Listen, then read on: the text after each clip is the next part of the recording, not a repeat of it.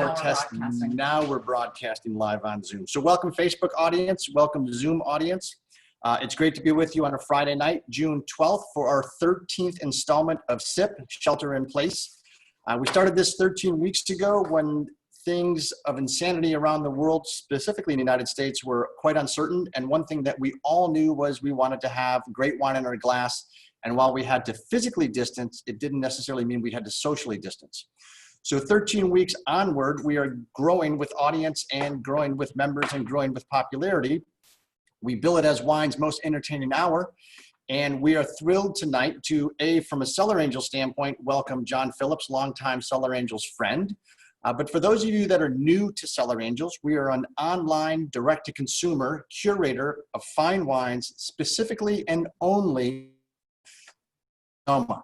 So these are wines like what we're going to talk about tonight that you cannot get in a retail establishment around the country. And they're only available if you happen to be on John's private mailing list or, in fact, partner with Cellar Angels and hop onto the website and grab some on an infrequent basis because he doesn't make a lot of wine. So we are thrilled to have you here. I'd like to apologize to Sims Productions because my shirt is actually purple, not blue. And it is insane, the contrast. And James, my humblest apologies to you. I know you taught me everything I know about exterior illumination, but this is not the color shirt I'm wearing. I'm blaming it on the vineyard color in the background, which is spectacular.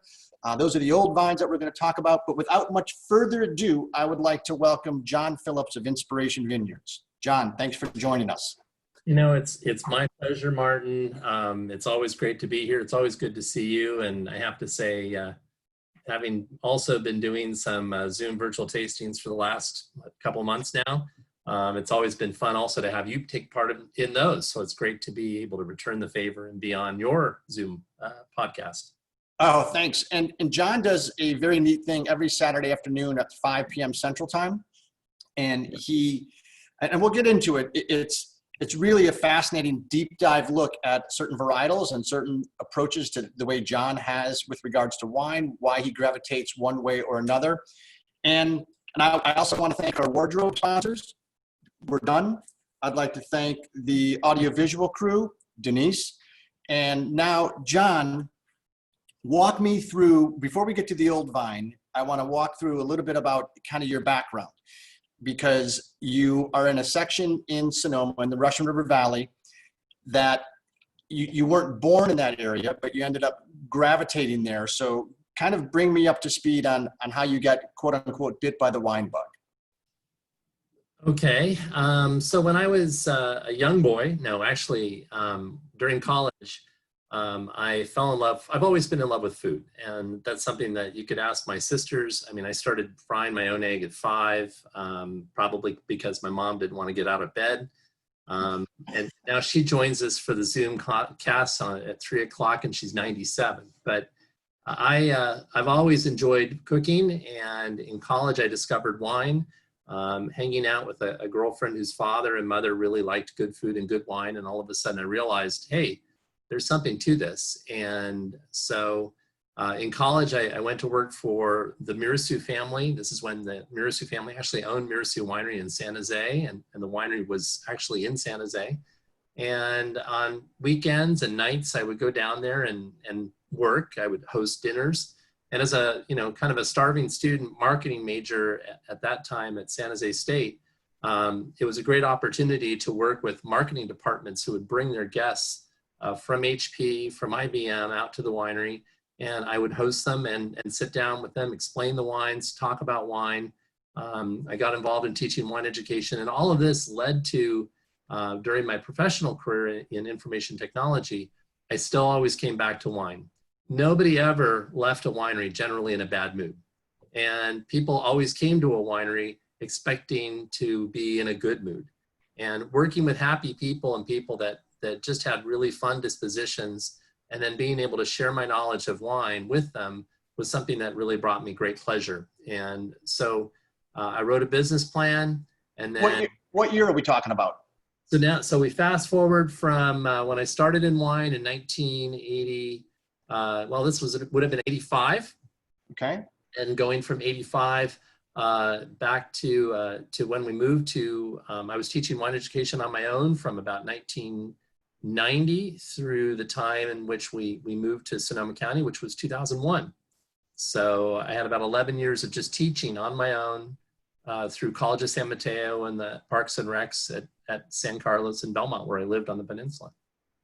And hats off, by the way, hello to the Greasies who are joining us from Evanston, Illinois. No, Barrington, Illinois. And the Greasies, in addition to myself and Denise, have made all 13 sips. They are loyal angels and been through it thick and thin. Jeff also happened to intelligently grab 12 of these bottles that he is sipping on right now earlier this afternoon. So very shrewd move on the 2016 Old Vine Zinfandel. So in 2000, you move up to Sonoma County? Yeah, and I have to say, I think in Barrington, isn't there a cool little Greek / whatever, it's called like the kitchen or something, and it's like in a Quonset hut in Barrington, if I remember correctly. I've had breakfast there many times, just to go back to Illinois. So, no, and Jeff will know it. And John doesn't make a lot of wine, and we're going to talk production later on, but he happens to have wine in the Illinois market. He has relatives in DeKalb, okay? And we are fortunate enough to, as I mentioned at the introduction, Cellar Angels and John go back quite a ways, longtime friends. When John actually comes to work the Chicago market, if the calendars align, he stays at Chateau de Cody, and it makes it just a lot easier from working the market standpoint. So he does have some local knowledge, both in the city, central Illinois, DeKalb, and even northern Illinois, up in the Lindenhurst, Lake Villa, Antioch area as well. And even all the way to Galena. I mean, to Galena. North, can you? That's exactly right. So you were teaching wine education, 2000 or so. You move up to Sonoma County. What drove you to move to Sonoma County and not Napa? So again, going back other than price tag. Well, so that was the obvious one. You know, I'm a man of modest means, and my wife and I could only afford to move to Sonoma County. That was number one. Right. Number two, and the more important reason is that when I was a kid, I used to come up to the Russian River, and I used to canoe every year down the Russian River. Awesome. So when I started discovering wine, I gravitated to this area because I already was somewhat familiar with it. And one of the things that I was always struck by Sonoma County versus Napa County was that the wineries were just a lot more friendlier. They were a lot more relaxed. They were a lot more homey. They were a lot more family and mom and pop. And so there was just less of that formality that got in the first place. And that's why Sonoma County became a really good fit. And we actually looked at Carmel Valley, which was up and coming at that point. Right. But again, another requirement was that I wanted to be only 1 hour from San Francisco. I knew I would have to be going down there to help sell wine. So between hour from San Francisco and just the affordability and the relaxed environment, those are the things. And then obviously they grow great grapes and make great wine. So those are the important factors, right? Sweet. And it's funny, you mentioned a man of modest means, which actually brings us to our first poll question, because the audience is always intrigued where the winemakers have amassed their fortune. And before I give them the poll question, hello, Megan Van Det, my sister from another mister. Let's launch this first polling question, speed round. Before entering the wine industry, John earned his fortune with A, a patent for LED strobe lighting, popular in discos. There's no fortune, I'm still paying the man. Software code for digital geo-mapping smartphone service. I'm gonna give this about, we all have that in our smartphones. Don't pretend like no one knows what a geo-mapping digital service is. It's really funny. My nephew works on that exact thing for Apple, trying to catch. Oh, well, now you can't give hints away. All right, let's see. We've got about 10 seconds. That's what my nephew's doing. That's a good point. 10 seconds. 5. I see. That's the way I count. 3, 2, 1. I'm actually impressed. 100%. And you know what's really great about this is I couldn't even vote to influence this because you turned it off of me. But That's true. That's true. I like Nelson Haldane on the chat line said the LEDs. John's not old enough to have invented LEDs for disco lighting in the 70s. I hope not. Awesome. And also, I think Megan indicated that she just recently interviewed you. So that's yeah, she did, didn't she? So she had a little bit of an edge versus some of the other folks. She did have a little bit of an edge. All right. So I understand completely the family matter, the hospitable nature of Sonoma, the kind of openness, things aren't stacked right against each other, and certainly the cost from the standpoint of Sonoma. You had a little bit of a wine education background. You were teaching wine. When did you decide to, you know what, I think I might want to make some wine myself? So the epiphany, is that the right word? I had my epiphany in the 90s, and it would have probably been around 97-ish when I was at a wine tasting that was actually a coordinated wine tasting from Zap, and it was something that it's hard to pull off now because multiple wineries were at a single winery location, and it was a very cool camaraderie. Yeah. What's Zap for those people that may not know? And also, by the way, we have a winner who buzzed in late. Canteen Restaurant in Barrington. That is the restaurant. I was about to say Canteen, and I'm looking on it on my Barrington map right now. So what does ZAP stand for? Zinfandel Advocates and Producers. And big organization here in California promoting Zinfandel. They still are. By the way, there's a huge windstorm going on outside my window right now. So you see that all of a sudden all the light is so that's what's going on outside the window. Okay.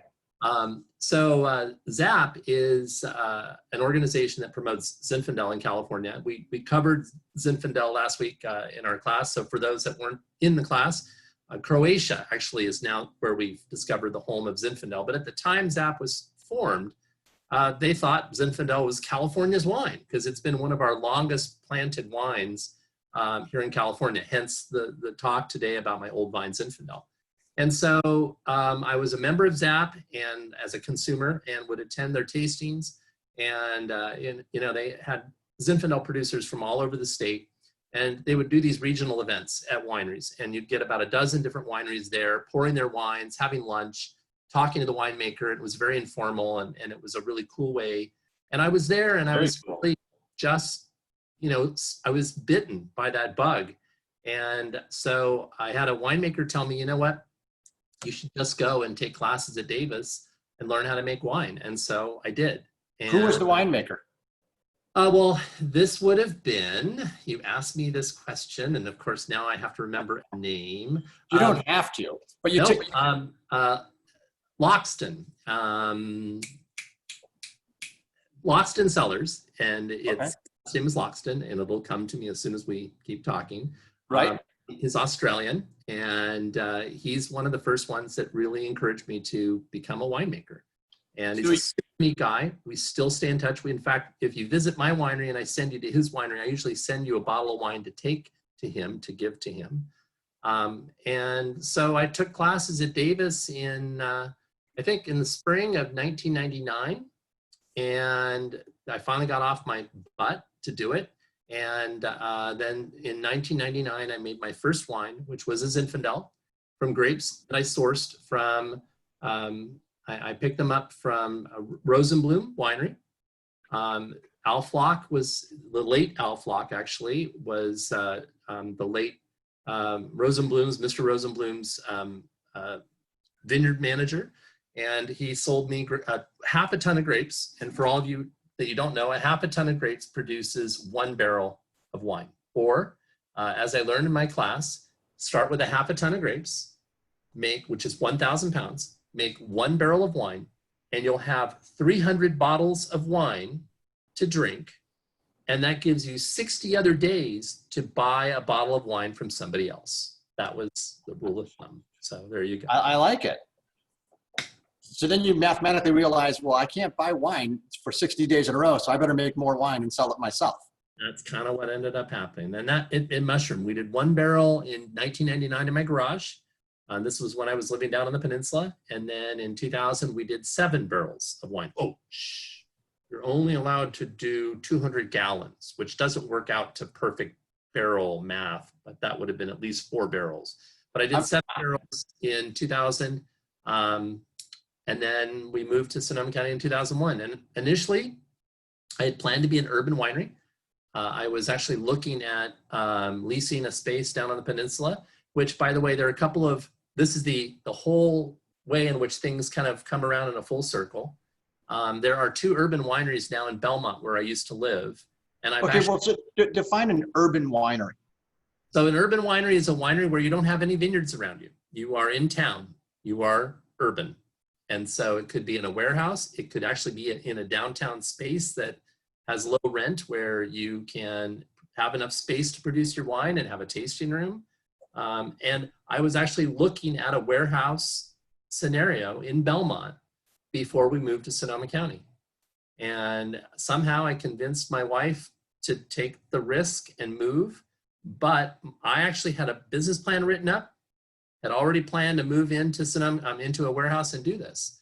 And what's really ironic is that of the 2 urban wineries that are in Belmont today, the last 2 years or 3 years now, I've been selling them bulk wine that I've made because they will sometimes look for bulk wine for a certain program, and we've got it. And so I've actually done business with an urban winery in my own home that are selling our wines under their label. Oh, that's pretty cool. And so now the concept of an urban winery is actually not new.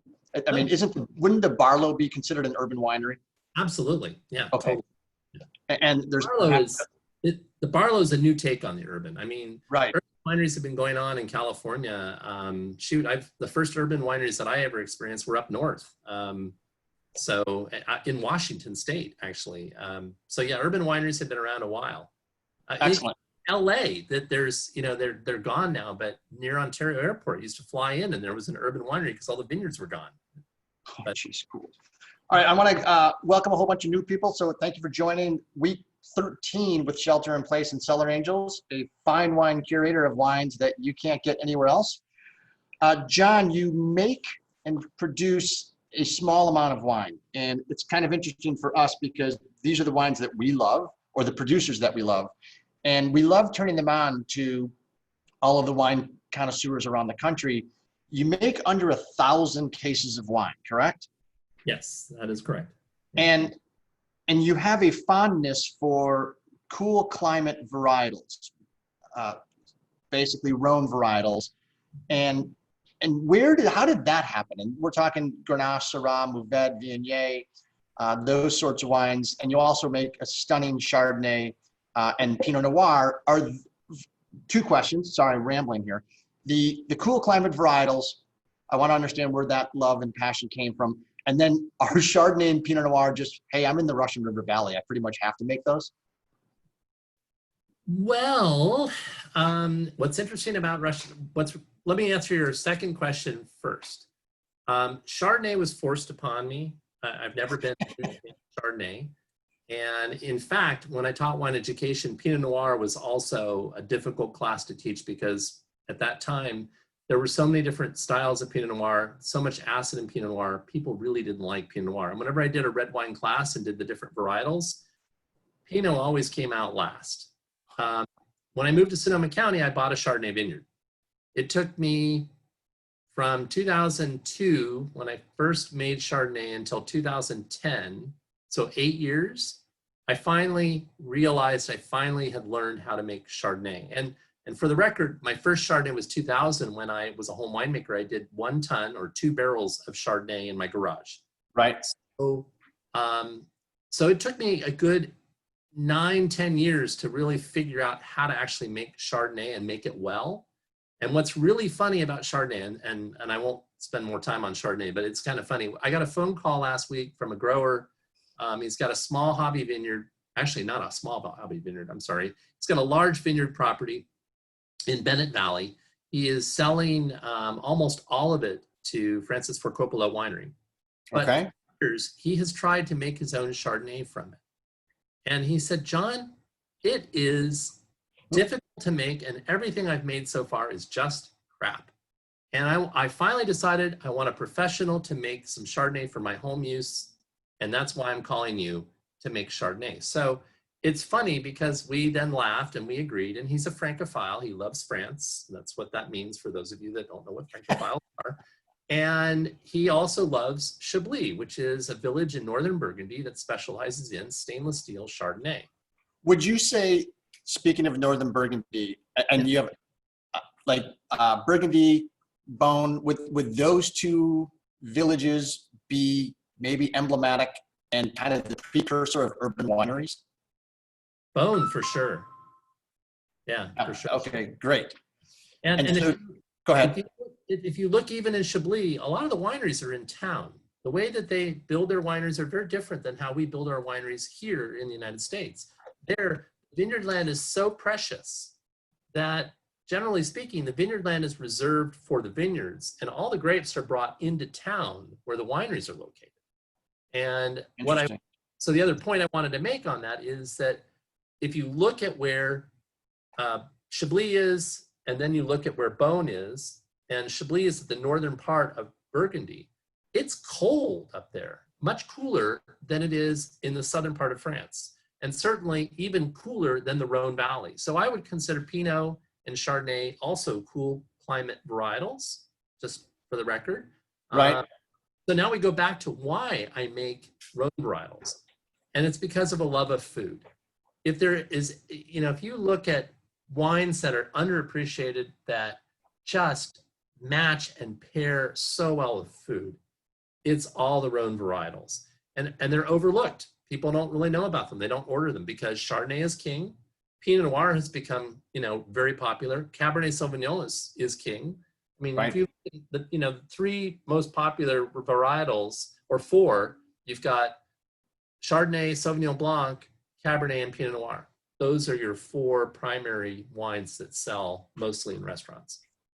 You're right. And the funny thing too about the Rhone varietals, and you and I have talked about this before, late at night, if I remember serves me correctly, was after a few glasses, was the price to quality ratio of Rhone varietals is off the charts. And it's so amazing to me that more and more people don't actually gravitate to a Grenache, a Syrah, a Mourvèdre, a Viognier, and the aromatics of Viognier are just magical.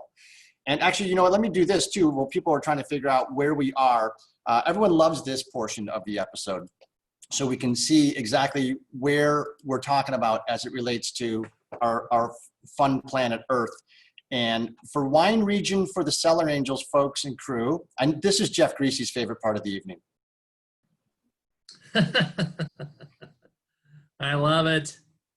So here we have Napa County, Sonoma County, and I'm always amazed when I look at this is just how large and vast and the topography changes within Sonoma. Obviously, the proximity to the Pacific is impressive. That for Cellar Angels is wine region. This is where we focus all of our efforts on finding the best undiscovered gems in this wine region that you can't get unless you actually are in the valley. So now if we look at the Russian River, which is an aspect of that, which is where John is, the Russian River Valley is a large valley. The Russian River flows right through here. It has wonderful erosion and characteristic of topsoil flooding down the floor of the valley for millions of years. And then we go deeper into the Russian River and a little place John used to call home.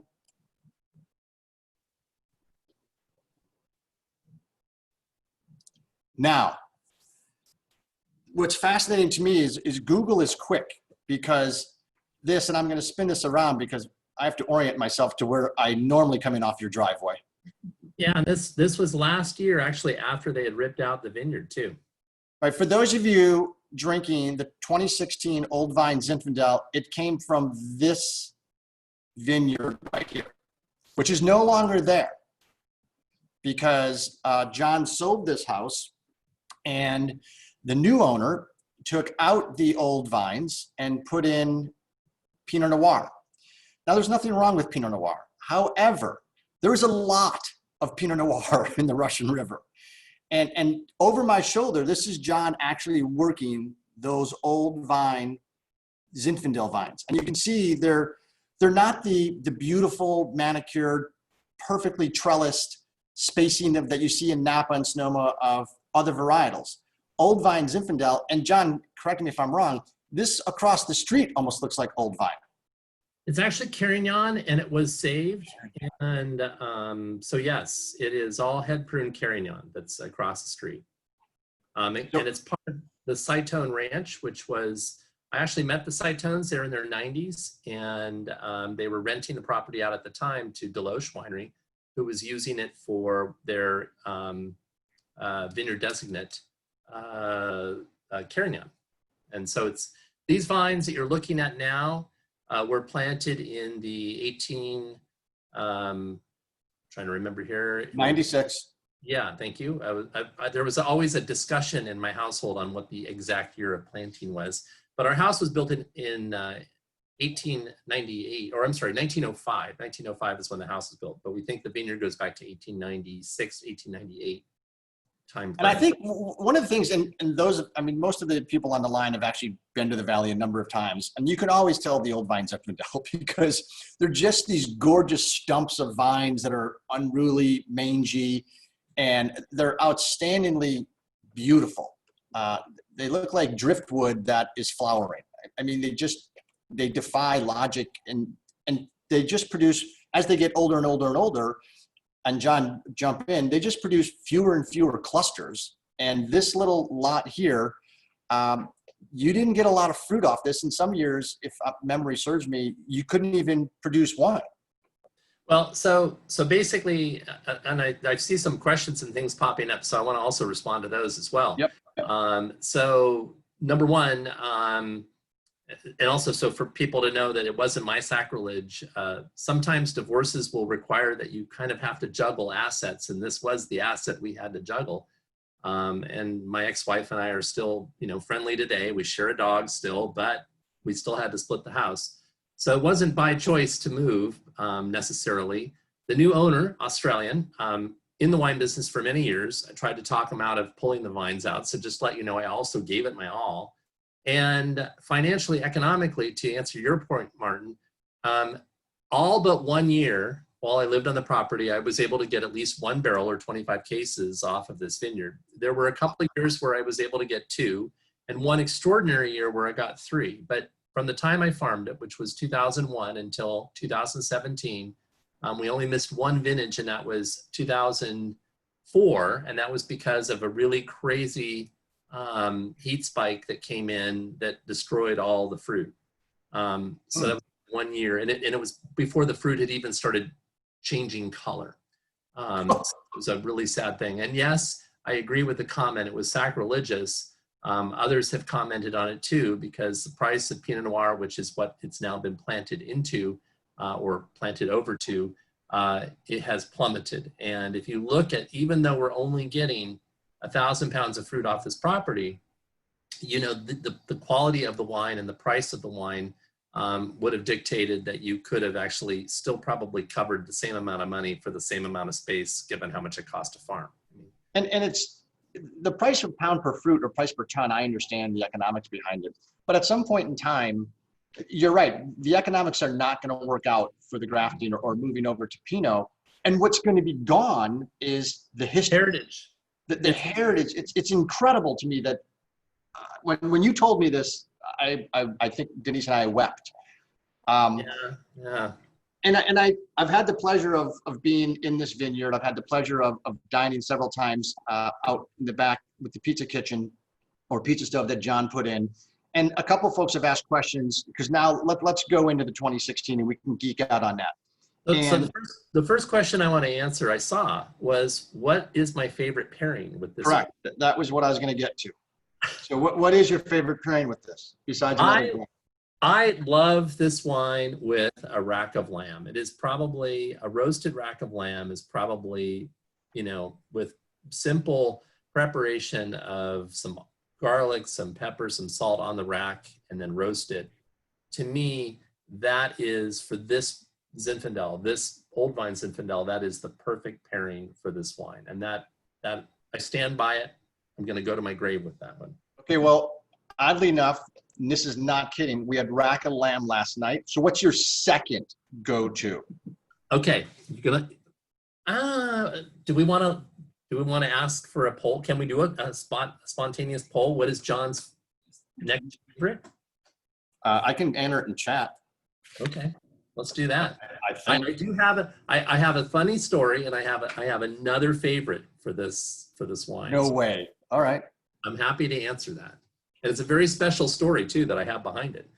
So I'll give you a hint, and then you guys can guess. The hunter who gave me this just passed away. I was fortunate enough, and in fact, I might get choked up telling this story. I was fortunate enough to see him before he passed away, but he was a hunter in my village in France, and I saw him this fall. And he also delivered our wood to our house in France. So he's Maurice the Woodman. And this past fall, when I was there in December, he came with his tractor and his box full of wood, and I said, great. And I unloaded all the wood, and then he came back and he handed me a package of this meat from an animal that he had shot near the village. And I made it up and served it with this wine because I brought some of the old vines with me, and it was an amazing pairing. And he passed away literally about 3 weeks after I left France at the end of December, and he had terminal cancer. Okay. But super sweet man, and I'm honored that I got to know him for at least a year because we have only owned the house for that period of time. So, Jim Brubaker from Colorado. Hello, sir. I'm remiss without saying greetings and salutations. Any idea what he brought you? Was it bird, pheasant? Was it boar? What was it? He handed it to me. He told me, and he didn't speak a lick of English. So he told me it in French, and I recognized what he told me. And by the way, it's not either of those two guesses. All right. Of rabbit or duck, but duck is also one of my all-time favorites with this wine. So there are three, but duck is number 3 on the list, just to let you know. But no. Is there any chance we're having duck tonight?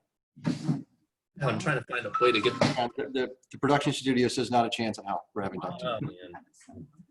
All right. By the way, Kathy Hughey says hello. She was on Facebook and communicating and interacting. And wild duck, I'm sorry, what was the comment upstairs? Venison, wild boar. Venison or wild boar? Are those possible questions? And or rabbit? Okay, the answer, sanglier. Does anyone know what that is? Sanglier? So rabbit. Sanglier. I'm I have no idea. Wild boar. Ah! Wild boar in the house. Yes, sanglier. That's what we, and it was amazing cut of sanglier that he handed me. It was just like, I look at it and I'm like, how often does a guy delivering wood hand you this piece of meat? Like, okay. Well, in telling that story, you revealed a little bit of a secret. Well, maybe not so much anymore, but you said my house in France. And why don't you share a little bit about how that came to be and why you actually have a house in France? So the short story is, and by the way, I think I saw Jeff's comments, and he had wild boar yesterday. Well done. I'm sorry you didn't know that about this then, but next time you have wild boar, right? So I met a woman after. I'm going through the divorce process. I met a woman, and she and I, hit it off, and her dream was to own a house. And she lived in California. She was renting a condo here in California, and in Oakland, actually, which for all of you is about an hour and a half from Santa Rosa. And we met online. And so she, said, I'm going to leave next year because I can't afford to buy a house in California. And I said, well, I'm not leaving. You can't move a winery, and I already have a house. So that's not going to happen. Well, the short story is that she had lived overseas for many years and was comfortable with the thought of living overseas. So one day I just sprung it on her and I said, have you ever thought about living overseas again, like France? And that led into a quest. And before you know it, we found a house in France and visited the owners. It was a little farmhouse in a village of 50 people. And the couple were moving back to Great Britain and because of Brexit, and they needed to sell. And about 2 hours, So there you have it. 2.5 hours from Paris. And so easy drive when you land at Charles de Gaulle. And it's about 40 minutes from Chablis and 20 minutes from Tonnerre. And so now we're learning French and we're pining our days so we can get back because we are restricted from traveling. We were supposed to get married on July 4th, but it's been postponed until July 10th, 2021. So that's the story. And John has been kind enough on his Saturday Tastings to share some photos of not only the town and the village, and I now have a vivid picture of what type of village has a man delivering wood with wild boar. But it's everything that you see about a village and a house in the south of France or in the center of France, and you think, that's not a bad lifestyle. John is going to be doing that. And he has professed that he's not going to make wine there. I think he's lying. He will be making wine there because you have to make wine there. But you see, there's so many other things I can ferment. Cheese, bread, and I don't have to buy all the equipment. And you know what? There's so much good wine being made so close by. No, if you visit our website and look under events, the house is now on the website on inspirationvineyards.com. And I want to take people on personalized tours of the village and of the things around our village and visit these wineries and have these intimate experiences like I've had in France. And that's how I want to spend a retirement. And I'm not quite ready to retire from the winery, but that's what I want to ease into is to do that and do food and wine experiences. Well, and I agree. And Jeff Greasy, Nelson Holdeen, Bill Best, who's not on right now, the Brewbakers, the Mannings. There's a whole bunch of people that I would imagine wouldn't mind a tour, eating and drinking and savoring all of central area of France that this village has to offer. The 2016 Zinfandel, now that we know, pairs with lamb, boar, and duck. We're going to have it a little bit later with I think a cauliflower pizza and sausage and pepperoni. But you talked about the Rhone varietals and being food friendly. And when you talk about food friendly wines, Zinfandel doesn't always get the nod from a food friendly wine, especially California Zins, because they're that, for the better part of the 90s, early 2000s, certainly they're 16.5% alcohol and just that heavy, heavy extraction, borderline port mentality. This one is low. Tell me a little bit about stylistically what you try to get out of the Zinfandel or what you try to do to make certain that it's the best representation of, vines that were planted over 115 years ago. So when the grapes ripen out, or when they ripen, you look for grapes that are balanced, have good acidity, and are fully mature. And typically I look at my seeds to make sure that they're brown to know that they're mature. And I taste them and I look for flavor. And I also look for a little bit more acid. And that's usually how I know that they're right or ready. And yeah, I can test them and look at the sugar and the pH and know for sure what my acid is. But for me, to pick Zinfandel, it's really about flavor, and it's about knowing that they taste mature and ripe. There's a vineyard I've been working with the last 2 years. It's a windfall vineyard, meaning that the grower hasn't had a buyer for the fruit, and he's a really close friend of Dylan Sheldon and myself, and Dylan is my production manager at Inspiration Vineyards, and Dylan also has his own brand called Sheldon Wines. And Dylan and I collaborate on a program called avaler, which is a French word for to swallow or to enjoy. And so we, ended up with all of this really underripe Zinfandel because it's in a cool part of Carneros or Sonoma Coast. It doesn't fully ripen. Zinfandel likes heat. Right. And so, we go through the vineyard and we're tasting and we're at least trying to push it to the very point where it is ripe enough to pick. last year, or I should say 2018, we didn't have a choice. The year had ended and we needed to get it off. We ended up with 12% alcohol and ended up having to blend in some other things to kind of bump it up a little bit. But last year we had the opportunity to go through and actually pick it perfect. And again, Dylan and I are, it's funny, we have some different ideas and different approaches, but when it comes to acidity and food and balance, we're both just so on target. And so we're tasting these grapes out of the vineyard and we're going, okay, 2 weeks. And we come back 2 weeks later and we're tasting them. We're like, yeah, this now has depth of flavor. It's got acidity. It's got ripeness, but the seeds are still not quite brown yet. But guess what? I don't want to push it anymore because I don't mind having a 13.5 or 13% alcohol wine that has good depth of flavor and maturity and acidity. I was going to draw just a little picture, and basically this is kind of how I feel about it. And but so you can keep talking as I kind of. Okay, well, while you're doing an Etch-a-Sketch, Nick Schramm, I agree with you. That sounds delightful. And by the way, I'm going to change my answer because the way the lights are reflecting off of you, I think you do have a strobe light issue or some sort of it. It looks like you're just doing the webinar in front of a koi pond.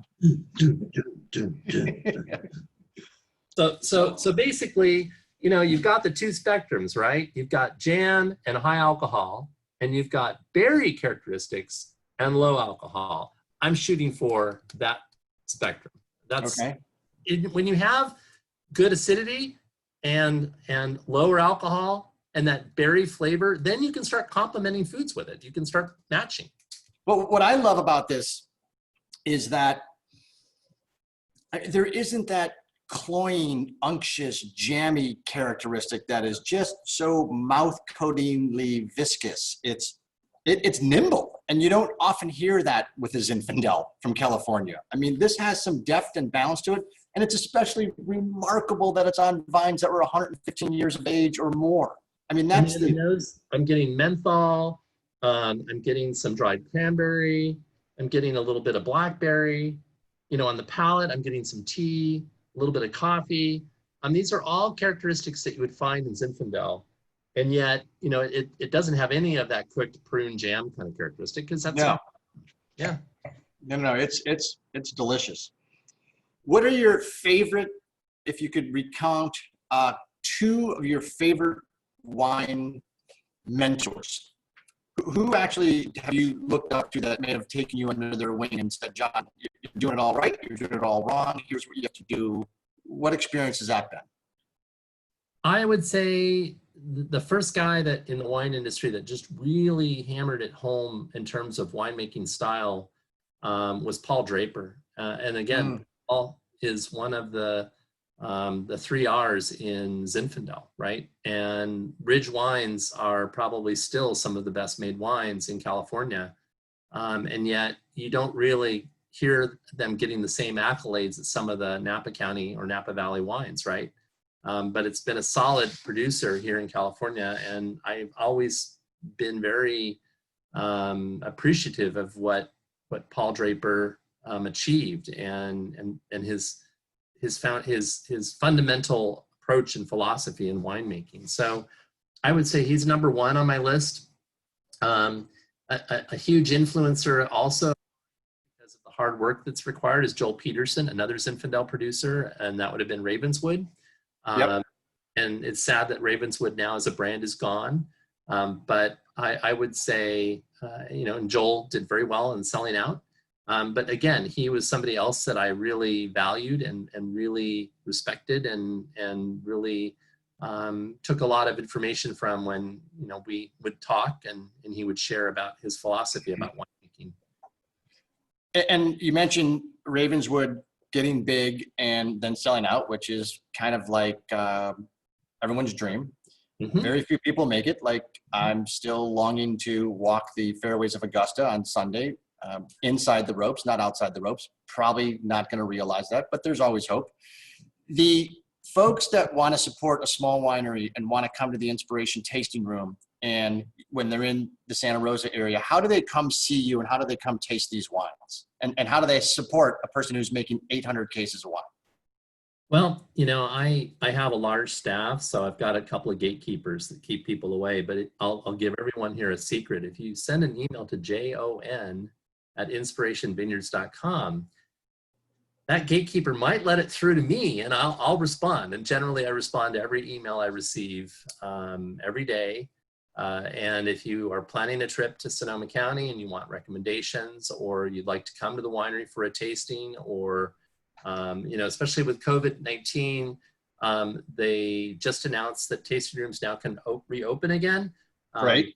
Dylan and I are probably going to stick with a by appointment only model now, at least through the end of the year. So if you'd like to see us and come by and check out our wines, just simply send me an email saying, hey, John, I saw you on the podcast. Would love to meet you in person. Would love to come out. Or, hey, John, I have a question. We're planning a trip. Would like to know what we're doing. Or, hey, John, we're going to go to Europe and France. What do you recommend? I will always respond to your questions and try to let people know that I'm very approachable, and that's just who I am. And actually, the last time I think we were out there, we had a tasting in your tasting room, because what was the celebration again? Was it someone's birthday? Was it Tracy's birthday? Who? Oh yeah, I think it was. Yeah, it was Tracy's birthday. Yeah. They've got a very cool urban warehousey district feel place to taste, which is kind of off. I mean, what is it? It's off 101, or I mean, you can. We're really right off 101, and if you're with people that are beer people, we have an excellent, world-renowned brewery right across the driveway from us. Who's not a beer person? I mean, it takes a lot of beer to make a great wine. Well, what's really funny is that I'm sure that some of the audiences have heard of Russian River Brewing and Pliny the Elder. Pliny the Elder, that's right. Which is, for people that are really beer aficionados, it's one that people come to Santa Rosa for. And our brewer from Russian River, from Moonlight Brewing, he actually has the Russian River Brewing people come to him because he's really well respected within the brewing community. The Lagunitas boys pumped some money into him when they made it big. And he started out very modest, but his beers, I think, are so much better than Russian River. So, nice. Fun. So a beer and wine tasting sounds like the perfect afternoon as far as I'm concerned. Awesome neighborhood. And, if you didn't have control, you wouldn't be able to drive home at all, because it's like. No, that's why we recommend drivers or Uber. Yeah, exactly. And hello to the Randalls, who have said hello and have been huge supporters for the last 10 years. Unbelievable. Hello, Carrie. Hello, Tom. Hello, Barb. Thank you so much for jumping on. I'm going to throw up another poll question to see if everybody's been paying attention. A lot of people lost a lot of money on that last one. So let's go to the last poll question. World events that happened in 1896 when these vines were planted. All that apply. Chicago Cubs baseball team was created. Utah admitted as a state. Boston Marathon began with 20,000 entrants. Now, I joke because we didn't cover any of this, so it didn't matter if you were paying attention. And we'll see what everybody has. I see a bunch of answers all over the board. People are now reaching for their smartphones, cheating. So we're going to end this in 4, 3, 2, 1 more vote still sitting out there. Came in. Late money from the West Coast. Can I make a guess on one of the answers? Sure. The Cubs. The Cubs won. No? Is that your final answer? Sure.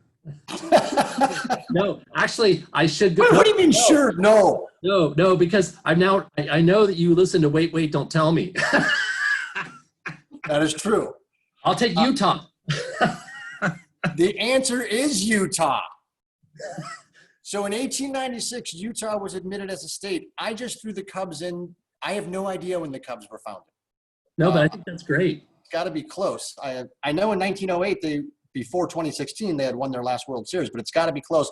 And all the runners among us, Boston Marathon actually started in 1897, 1 year later. So we have no parting gifts. I apologize. Do you know who invented spring training? What baseball team? No. Give you a hint. You just mentioned them. The Cubs? Yeah. Do you know where they did spring training?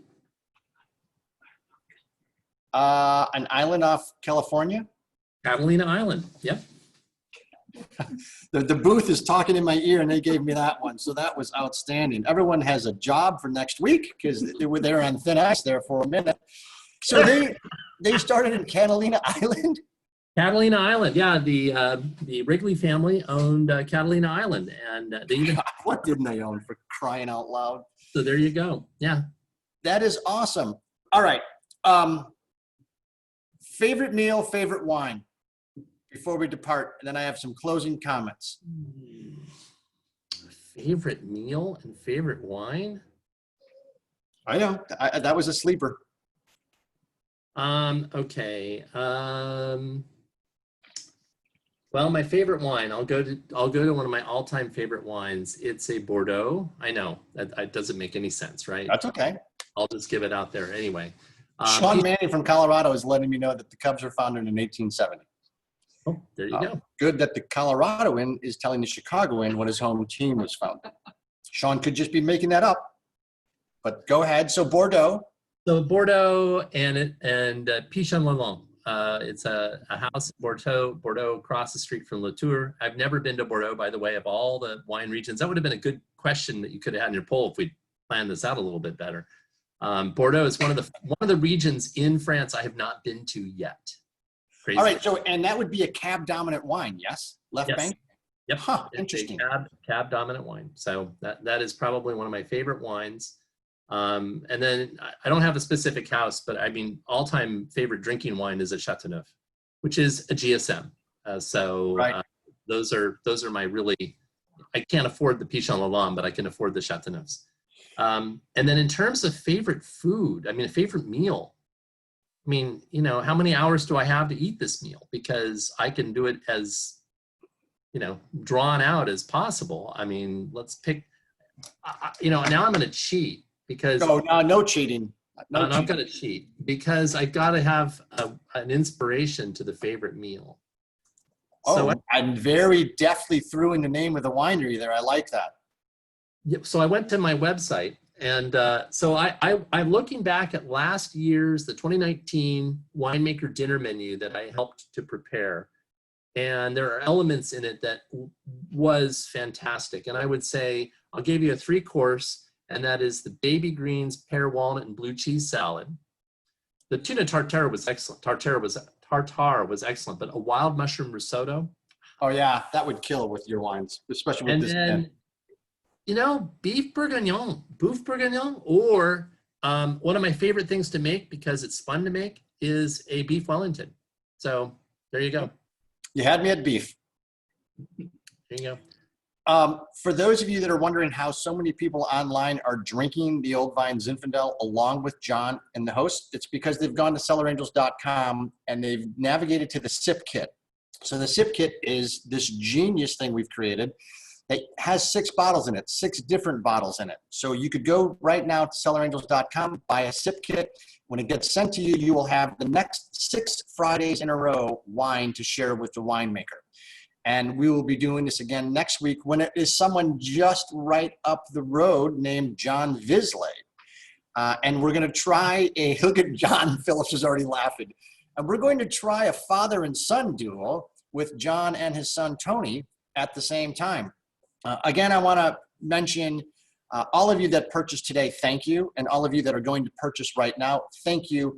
I don't want to play one favorite charity over the other, but I would strongly look at, if I were you, considering selecting upon checkout our newest charity partner called Save the Family Farms. And they are a charity based in the Napa region that is designed to actually save farms and wineries like John's. And those are the ones that comprise probably 85 to 88% of all the wineries in Napa and Sonoma. They are almost always under 5,000 cases, with most of them being under 1,000 cases like John. They do this for the love of these experiences, for the love of getting their hands in the dirt, for the love of food and wine, bringing people together. But they cannot do it without you. So we are beholden to you. We are humbled by your presence this evening and your purchases. And without that, neither John or I exist, for that matter. And I think John has been secretly messaging me saying everyone can meet in France in July of 2021 for his wedding. I'm sure that will be approved. But John, any parting words to our guests that, other than let's remain safe and drink a bottle of the good stuff? You know, I from the bottom of my heart, I appreciate everyone's interest in being on this call today, and you know, being entertained by this fun thing we call wine.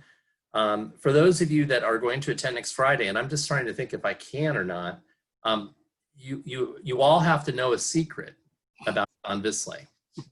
And so one of you, at least one of you, and if several of you start messaging this at the same time, that's perfect. But all of you should ask John how his monkey is. That's all I'm going to say. Just ask John how the monkey is. And I'm sure the statute of limitations is not on that, right? I mean, we're fine. It should be. All I know is that John's probably going to bust up laughing, and his laugh is so infectious. He may not tell you about the monkey, but you need to ask him about the monkey. Just if there was ever a better tease to tune in next Friday, I don't know if it exists. So John is great. He and his son are awesome, and in fact, you know, I had a trip planned to Chicago this spring that we had to, you know, obviously postpone until the fall again. And for those of you that live in Chicago and know about Birch Road, Denise and Martin introduced me to them, and we were going to host some really fun private wine tasting events there, and there with their own club members. And John Bisley's son and I were talking about, you know, you have the perfect venue for you to do Chicago remote tastings. So correct. Anyway, Agreed. Good family. Mr. Phillips, my glass is always half full, but now it's almost empty, so I have to go get some more wine. We are indebted. Thank you so much for your kindness and gracious hospitality and spending an hour with us on a Friday evening. We will see you soon. And for all of you out there, stay safe, drink some great wine, support the local family farmers here in Napa and Sonoma, and everyone have a great weekend. Cheers, everyone. Thanks, everyone. Thank you.